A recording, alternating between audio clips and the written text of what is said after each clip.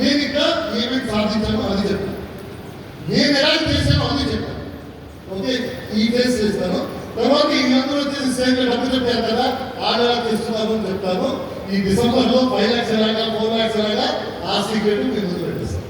Okay, so నేను ఈ business లో వచ్చిన ముందు ఒక కార్పొరేట్ పనిచేస్తున్నాను. నేను 1.5 lakh శాలరీ ఉంది నాకు. కార్పొరేట్ పనిచేస్తున్నాను. కంపెనీ ఎంత ఇచ్చింది నాకు, కార్ ఇచ్చింది, ఇంటి ఇచ్చింది, ఇవన్నీ ఇచ్చింది. లైఫ్ బాగుంది.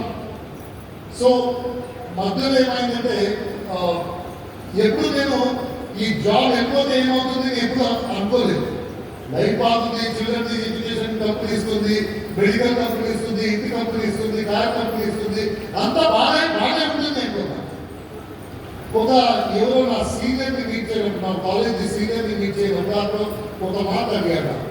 చూడు ఇప్పుడు అన్ని ఇది కంపెనీ ఇస్తుంది నీకు, రేపు జాబ్ అయినా వాళ్ళు కంపెనీ క్లోజ్ అవుతే జాబ్ నుంచి తీసేస్తే నువ్వు ఏం చేస్తావు, నీకేమైనా ఐడియా ఉందా?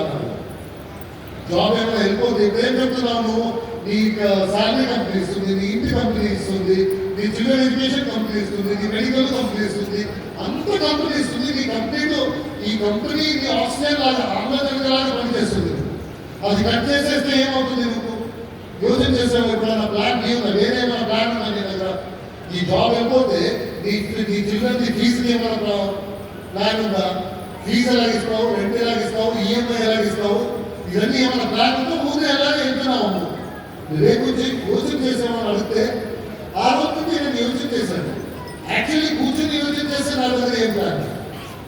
ఆ జాబ్ పోతే లేకపోతే కరెంట్ సోర్స్ ఆఫ్ ఇన్కమ్ పోతే ఏదైనా పని, లేకపోతే నాతో ఏమో అయింది, నాకేమో అయింది, నేను లేకపోతే శాలరీ లేదు, ఏం లేదు, నా కుటుంబం ఏం చేస్తుంది, వాళ్ళ కోసం ఏమైనా అరేంజ్మెంట్ చేసేవాళ్ళని అడిగాను.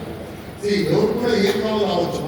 నేను 100% చెప్పడానికి కాదు, నేను నెక్స్ట్ 30 years నేను ఉంటాను చెప్పడానికి కాదు, నేను రేపు కాదు, నేను నెక్స్ట్ పీరియడ్ ఉంటానో లేదో నాకు గ్యారంటీ లేదు.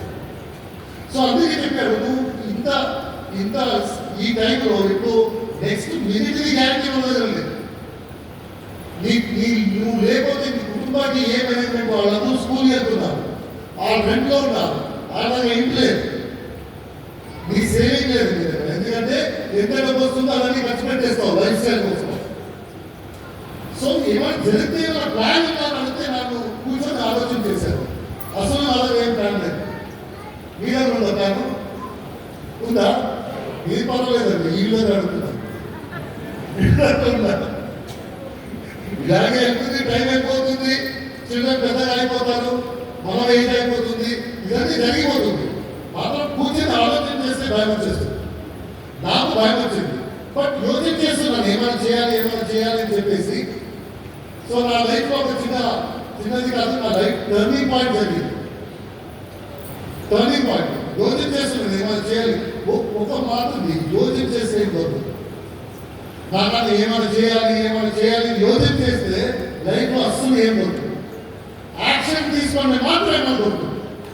యాక్షన్ తీసుకుంటే ఏమైనా జరగవచ్చు, ఏమైనా దొరకాలి కావాలి. బట్ ఊరినే కూర్చొని ఆలోచన చేస్తే ఏంటంటే మన ఇంట్లో అందరూ ఎవరైనా, మన ఇంట్లో జాయింట్ ఫ్యామిలీ అయితే, పెద్ద ఫ్యామిలీ అయితే ఎవరైనా ఒక అతను ఉంటారు. ఏదైనా అడిగితే నాకు అది కావాలని అడిగితే యోచన చేసి చెప్తాను. అతను యోచన చేసి చెప్తానంటే అది దొరకదు అర్థం. ఎందుకంటే యోచన చేస్తే ఏం దొరుకుతుంది. సో నేను యోచన చేశాను, ఏమి యాక్షన్ జరగలేదు.